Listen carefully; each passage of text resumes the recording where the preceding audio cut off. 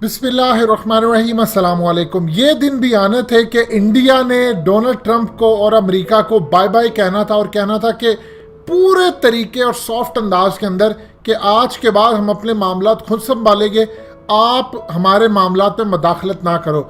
ये तमाम सूरत हाल सामने आती है कि राजनाथ सिंह, ये बेसिकली डिफेंस मिनिस्टर है इंडिया के, इन्होंने secretary of defence mark Esper को फोन कॉल किया।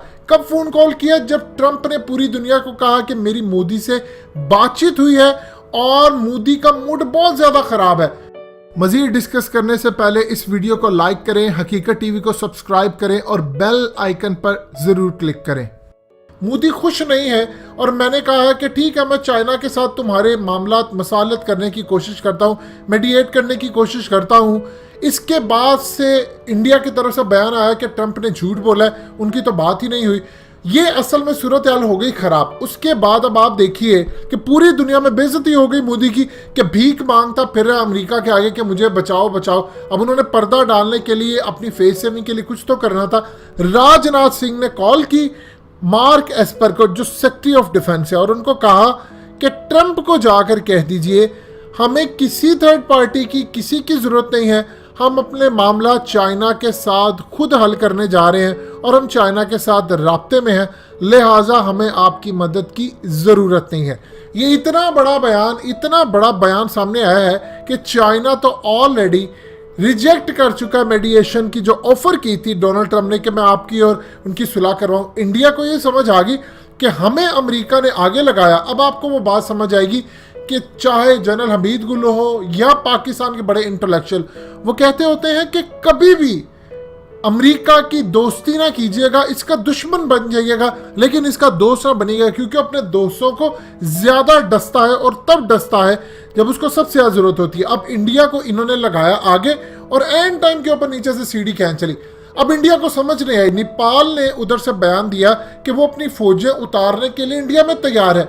अब इंडिया ने उनसे राब्ता किया और कहा कि देखिए, लड़ाई से कुछ नहीं होता, आप बैठें और बैठकर हम मामलात को हल करते हैं, ताकि इस तमाम सूरत हाल के अंदर कोई ना कोई सबक, कोई ना कोई चीज सामने निकले। नेपाल के जो फॉरेन मिनिस्टर हैं प्रदीप ग्यावाली, उन्होंने कहा है कि नेपाल इस वक्त इंडिया के साथ राब्ते में है। इंडिया ने चूंकि राब्ता किया है, अब उसके बाद हमने अभी फाइनल नहीं किया, लेकिन हम हो सकता है इंडिया के साथ बैठें और मामला तय करें। ये सूरत हाल इंडिया के लिए हो चुकी है कि अब नेपाल भी उनको आंखें दिखाना शुरू हो गया।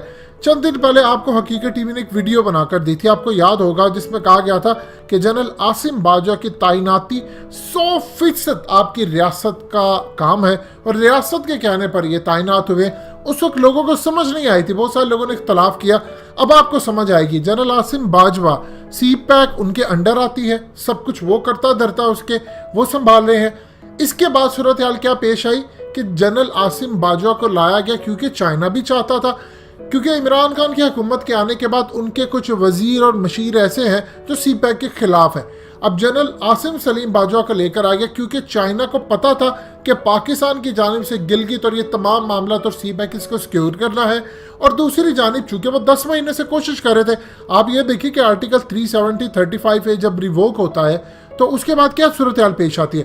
उसके बाद सूरत हाल ये पेश आती है कि चाइना ने तो तैयारी कर दी थी, उनको समझ आ गई थी कि अब हमने घुसना है इंडिया के अंदर, क्योंकि इंडिया ऐसा मुल्क नहीं है जो मुज़ाकरात के जरिए माने, इसकी ठुकाई करनी पड़ेगी। तो चाइना ने 10 महीने प्लान किया और अब वो घुस के, हम यहाँ पर जुम्मे को खड़े होकर एहतजाज करते और हमारा हाल आपके सामने है। अब इस तमाम सूरत हाल में रियासत ने तैनाती की कि ताकि सी पैक के जो मामला था चाइना वहां से घुसे, और पाकिस्तान के जो भी सी पैक को बचाने के लिए मामला होंगे वो अब रियासत तय करेगी। इसलिए आप देखें कि दियामिर बाशा डैम का प्रोजेक्ट जो है वो हमने चाइना की कंपनी को दिया, जो $15 बिलियन तक पहुंच गया है, और उसमें तकरीबन 450 अरब रुपया पहली जो उनको इंस्टॉलमेंट जाएगी।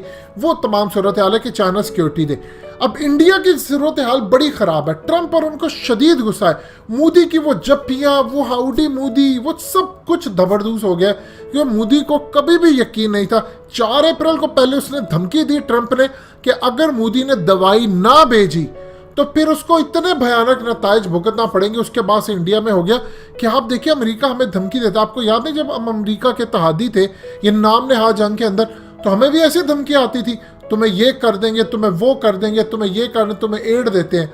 अब इंडिया के साथ सूरत हाल क्या हुई?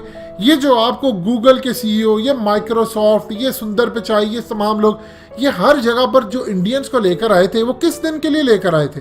वो इसी दिन के लिए लेकर आए थे कि जब हम चाहे इंडिया को इस्तेमाल करें।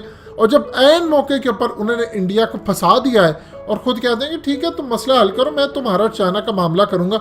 इंडिया ये सोच रहा है कि अमेरिका ने हमें आगे लगाया और अब बजाय कि हमारे पीछे खड़े हो ताकि हम चाइना पर हमला करें या चाइना के बारे में अग्रेसिव पॉलिसी ले, ये कहता है कि तुम दोनों की सुलह कराएंगे, यानी हमें ही चोट पहुंचा रहे। इसीलिए उनके डिफेंस मिनिस्टर राजनाथ सिंह ने मार्क एस्पर को पैगाम दिया है फोन करके कि ट्रंप को जाकर आप कह दें कि अब हम चाइना के साथ अपने मामला खुद हल करेंगे, हमें अब आपकी जरूरत नहीं है। ये समझ लीजिए दरार आ रही है इंडिया और अमेरिका के दरमियान, और मोदी जिस तरह धबड़धूस हुआ है। पाकिस्तान ने अगर ये अपॉर्चुनिटी कैश ना करवाई, देखिए चाइना सख्त पैगाम दे चुका है कि ये आप पुराना स्टेटस बहाल करें।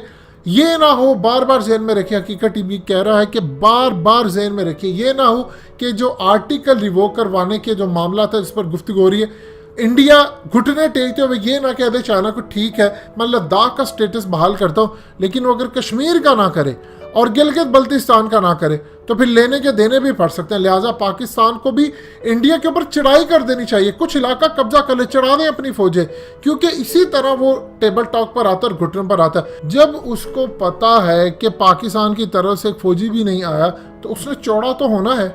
दोस्तों, हकीकत टीवी को सब्सक्राइब करना मत भूलिए, वीडियो को लाइक करें, शेयर करें और कमेंट सेक्शन में अपनी राय का इजहार जरूर करें।